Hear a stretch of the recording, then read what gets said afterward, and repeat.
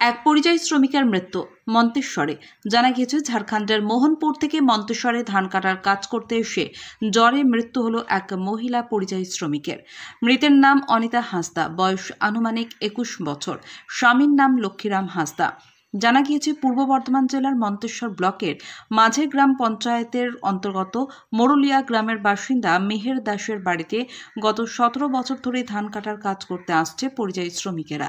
রবিবার সন্ধ্যার সময় জ্বর আসায় মালিককেই জানান অনিতা হাঁসদার স্বামী। এরপরই তাড়াতাড়ি মন্তেশ্বর স্বাস্থ্যকেন্দ্রে নিয়ে আসা হয়, কিন্তু ততক্ষণে কর্তব্যরত চিকিৎসক তাকে মৃত বলে ঘোষণা করে।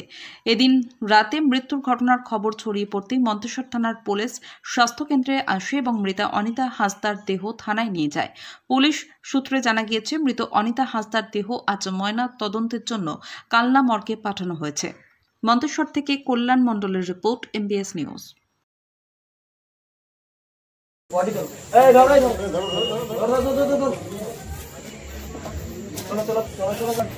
कितना उम्र था इसका?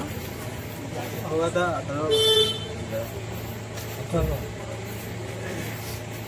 तो बच्चा लड़का का है ना? तो बच्चा है, हाँ? एक तो बच्चा है।